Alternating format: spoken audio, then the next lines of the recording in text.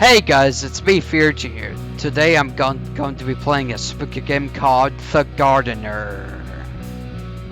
So yeah, with no waste more time, let's go into it. Star. Oh. I love that soundtrack. Okay, before we read.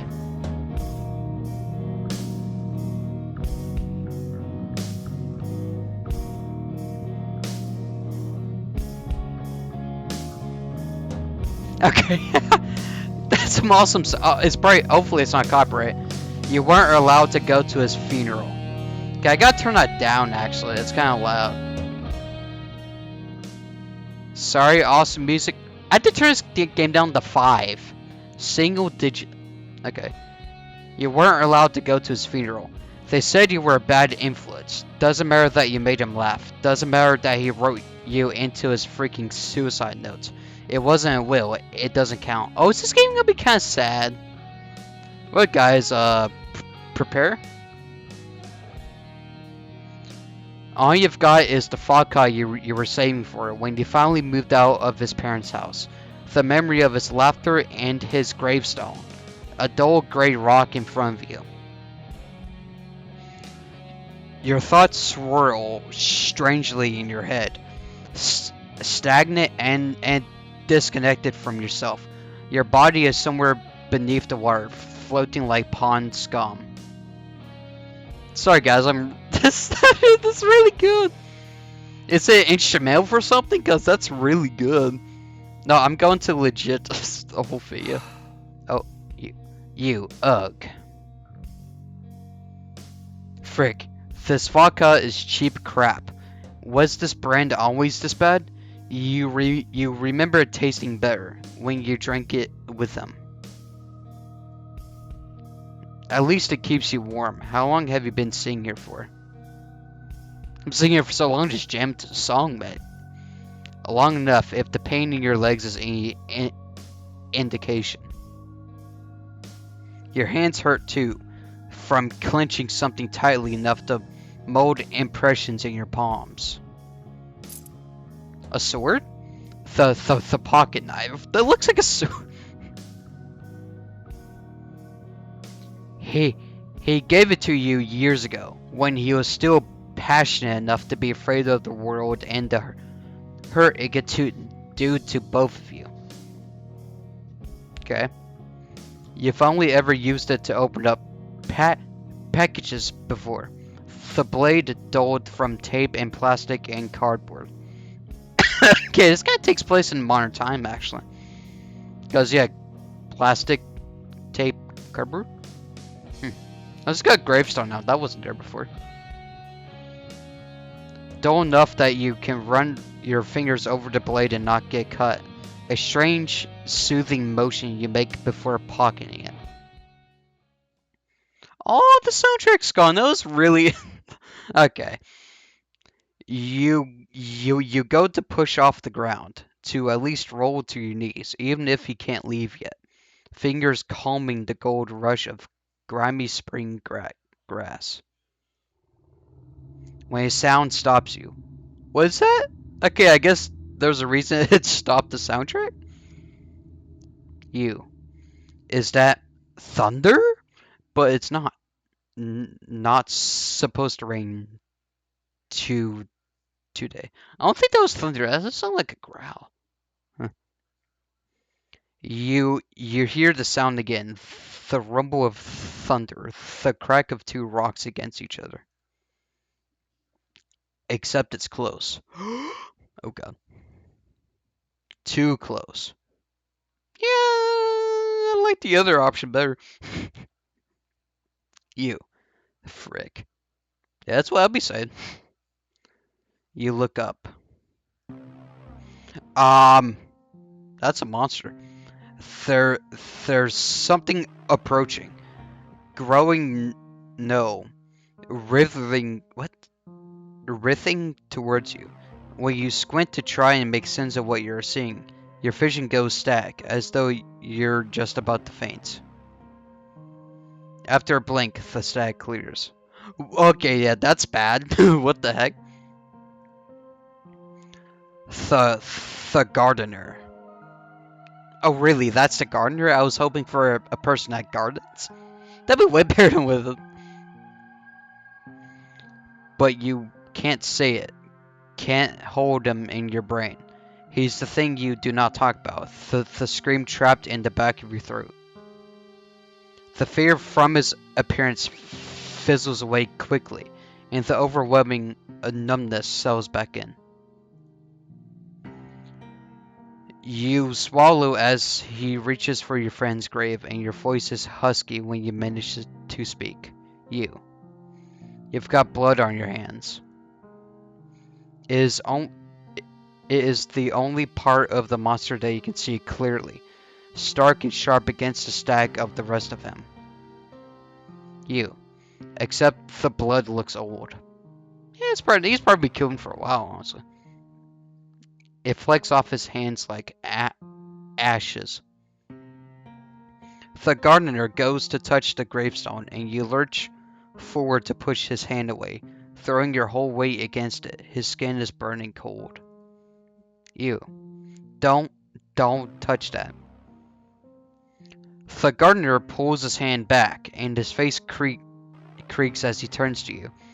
He opens his mouth, and you realize thud thunder.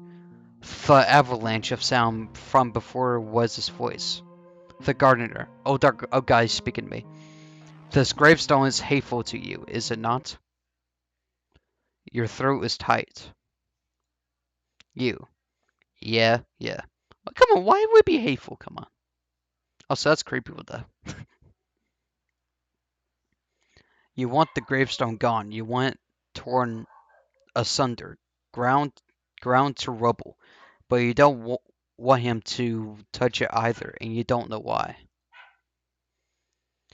He breathes hard, and you realize you're breathing harder. The gardener trails his gaze slowly from the gravestone to you. The scream in your throat loosens, and when you speak, it is loud and rough and wet. Damn. They buried him with the wrong clothes. And with the wrong name.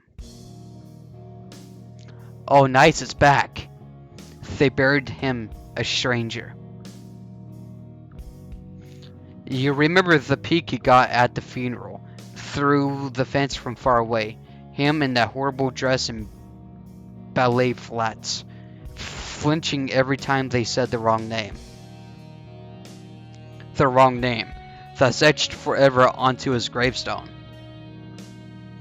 You're crying. The gardener lets you.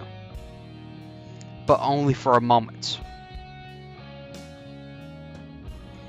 He puts his hand on your shoulder and you feel it. Tendrils that want to grow and grow out of you until you're nothing but plant food. His chest is strong and heaving. Blood flakes onto your clothes. There is work to be done. The gardener. What was he like? Your friend was... Oh, we get a choice. What? Look at this. If I just click... Yeah, this kind of changes the story, doesn't it? Let's do so kind. He was so kind. He took care of people. Bought me my first chest binder. Was always building people up. Didn't make it to every event, but was there when it mattered. For a single moment, you managed to get your head above the water and breathe. He was my friend, and I loved him, and they buried him a stranger. The numbness slams over you again like a wave, as you watch the monster consider this. You feel the gardener's squeeze, thumbs digging into your skin as he pulls you to your feet. They burned from hours of sitting motionless, and the flaming prickle flashes through your whole body. A sudden flare of rage that threatens to consume you. The gardener breathes in and out, and on the exhale you taste his breath, rot and decay, and aftertaste of flowers and particular that coats the back of your throat. The gardener. And where, little one, was the rage that smelled on you now earlier? Where was the rage when your friend's box hit the dirt? When they spoke aloud that lie? Where was it when they planted in this gloomy dirt the rock that bears the evil of the old dead name? You bristle. You. This freaking butthole. You clench your fist again, harder, hoping your fingernails will leave an imprint in your skin. White crescents that you can look on and remember all the emotions of this moment. The rage rolls through you and you feel the gardener within you once more. The tendrils bloody and boiling under your skin. The gardener. Well? Your head bows, submitting to the shame of his gaze. The blood on his hands looks so dark as the dirt beneath your feet. Gotta say, what a good game though so far. The story's real great. That's the soundtrack. The rage smothers out as quickly as it came. You. That's just... There's no point, was there? You remembered this rage that knifed through you before the numbness set in. Something primal and violent, and anger bigger than you. You'd want to bite in terror. To destroy, to take the dull knife and press it to a throat, and enact the same violence on his parents that they had enact on him. But the great yawning void of helplessness had swallowed your rage, smothering you. It was the same as it always was. Logic, emotion, patience. Nothing ever changed the minds of those who hated. Your rage was animal, and if harnessed, you could put it to great use. But what was the point in the face of the overwhelming apathy of the universe, and the sheer uncaring, helpless void of humanity? The gardener. Shall I help you then? He releases you, and the spot where his fingers pressed itches with cold. When you do not answer right away, the gardener makes that sound again. The rumble of stones from deep in his throat that sends you winching. You drew him here, and he will not leave unless you bid him to. Your voice is scratchy and low. You. Please help me. The gardener nods, just once, and something inside of you thrums. He walks towards the grave. This time, you don't stop the gardener when he reaches in red-caked hands to the gravestone. The flakes fall off, swirling his like spot, as he brushes his fingers across the cursed rock, over the name etched there. He places a hand on its edge, look at you, and smiles with two meaty teeth. It seems to happen all at once. The gravestone shattering to dust under the gardener's grip. The ground rolling, heaving beneath your feet. Clumps of dirt raining down on you as the earth itself bubbles up, and the groaning of wood filling the air. Then all is still. You rub the dirt out of your eyes, blinking. When you look, the gardener is kneeling in front of you, reaching down to do the thing you should have done from the very beginning, saving your friend. The gravestone is obliterated, and all that remains of the grave itself is a yawning hole in the ground, surrounded by splinters of coffin wood. The guilt inside of you is quiet, a whisper, because at least now something is being done. There's another guilt there though, layered underneath, one being into the fabric of your morals from life in polite society. It is a sin to disturb the dead. It isn't actually grave robbing. You justify to yourself, after all, the grave will have to belong to your friend for it to be robbery, and the name there was not his own. Held in the arms of the gardener, your friend is tucked away, face concealed. You're grateful. Hidden. You can't see the condemnation that might be looking back. Somewhere on the surface of your mind, you know he would never hate you, no matter that you couldn't save him on your own. But underwater, drowning, you can only breathe in guilt and shame. The gardener, come. And then, without another word, he unfolds himself, taking to the forest nearby with long strides. You stumble when you try to follow. By the time you picked yourself up off the grass, the gardener is a dozen feet ahead of you, his broad back bent as he cradles over your friend. Over. All you can see of your friend is his legs, over the two long arms of the monster, and the hem of that dress his parents stuffed him in. The belly flats on his feet, threatening to fall off. They're too small for him. Even they must have known they didn't want them. The trees of the forest look ready to swallow the two of them, and you nearly slide on the wet grass as you rush to catch up. You won't let your friend down again. Won't let him be taken from your sight by someone else. The anger swells up in you again, blazing from a spark that you didn't realize was still smoldering. When you try to call out to the gardener, your voice is low. You. Hey! The gardener doesn't acknowledge you, striding firm and purposeful through the trees. You try to think as you walk beside him. For the moment, the scream trapped in your throat is silent. You. Where did he come from? Why help you? How do you know him? The places where the gardener steps leave little graves, tiny ecosystems, dents of mud and sod that are yet warm when you step in them. The footprints rot and bloom in rapid succession. When you step in one, following him exactly, they match yours. The gardener, so tall, with arms too long and hands covered in blood, bent over your friend, has the same boot size as you. You. Oh. For you are he, and he is you, this monster you have summoned with your raging grief. But you don't have time for that realization, because you've arrived at a clearing between the forest and the sea.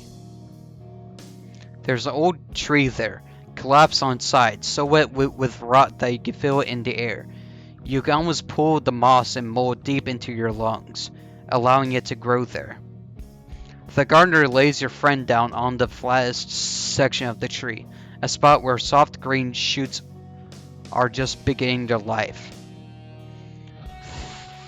The silence falls heavy again, like it did at the graveyard, the overwhelming helplessness that threatens to creep back in and smother the soft flame of your rage. A sudden push against her back by the gardener, like a draught of cold air, stumbles you forward, and it's all the fire inside your needs. It will burn away that damnable dress. You'll erase all traces of the pain your friend's family inflicted on him, even in death. You can't bury him like this. The gardener chuckles. The gardener. In what way would you bury him then? Okay, we got another choice here. Oh my god, this game is so good. The story is really good. Like, honestly, I'm like it. His work uniform. I guess yeah. His suit and tie, why not?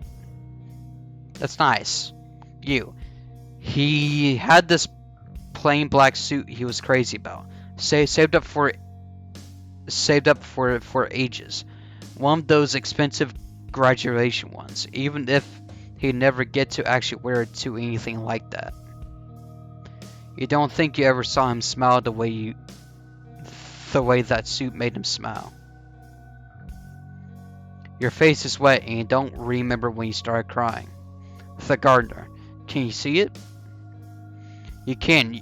You imagine burning the dress. Imagine tearing it to shreds with your own 2 hands. Drinking the vodka with him and laughing. Laughing. It chokes your throat, makes your eyes flood with tears. And in a blink, the gardener grants you the gift of that vision. The dress burns up, leaving your friend cloven the attire of choice, and you watch the ashes rise away. You know what to do next without any prompting. Speak quietly, take his hand, observe him. Let's take his hand. How do you mourn him? Let's take his hand. You take your friend's hand, push back his hair, and lay your foreheads together. He is cold against you, cold and gone. There is nothing of him, just an empty body. When it is finished, your sniffling stops and your hands are shaking with all your grief. The gardener pulls you back to reality. He stands before you again, body lean with violence. The old blood on his hands bright and fresh and new, as red as the sunrise. With a heavy thump, a pain echoes through your whole body, and he thrusts a shovel into your hands.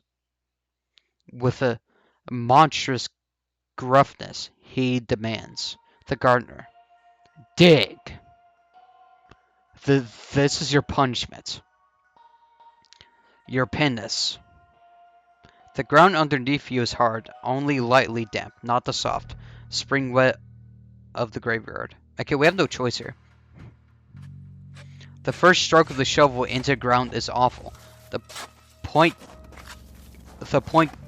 clenching against the packed dirt, a painful ripple rolling up your arms and back.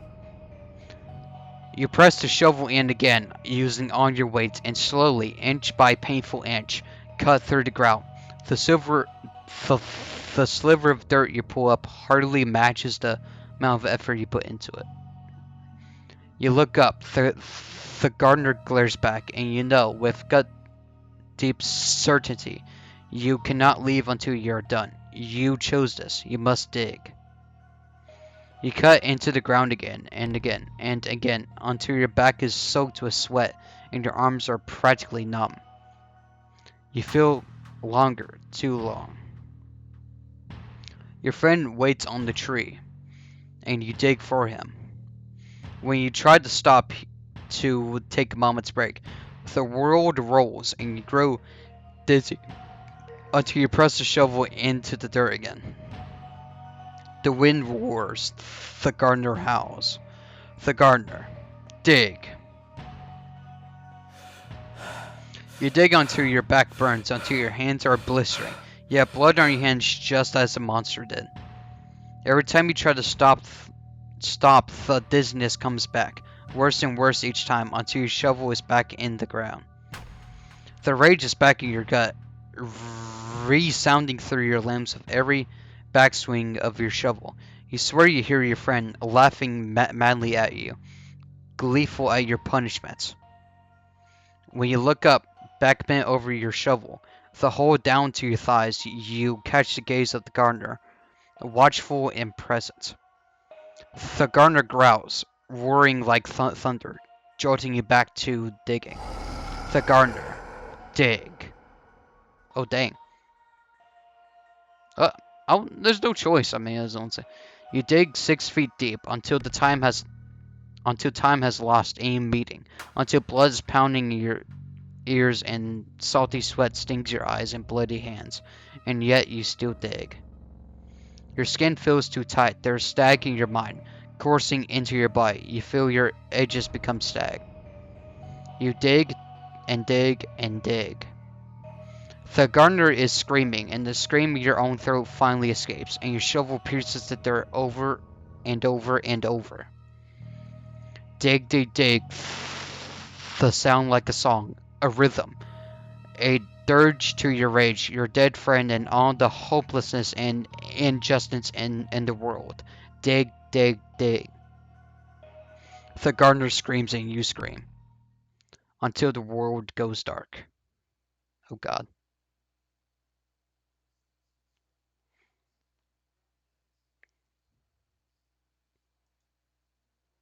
Okay. I thought it was loading. When you wake again, you're on your back, staring up at the sky. And when you sit up, your friend is buried again, the soil fresh in their new grave, in this clearing near the forest, a tree just beginning to sprout there. Something in the world writes. You. Oh, I understand now. And it's like you can breathe again for the first time in days. Like you've come up from under the water and your thoughts are your own. The scream in your throat is gone, resting with your friend. You. I hope you're at peace now. Properly. Please rest, my dear friend. You look around for the monster of your nightmares. There are footprints leading away from you, little dents in grass, newly dead, yet newly blooming, leading towards the forest edge, where trees drop away to sea. You look below, to the rocky shore. On that's left of the gardener is the sight of his back, retreating into the wine dark sea. Credits.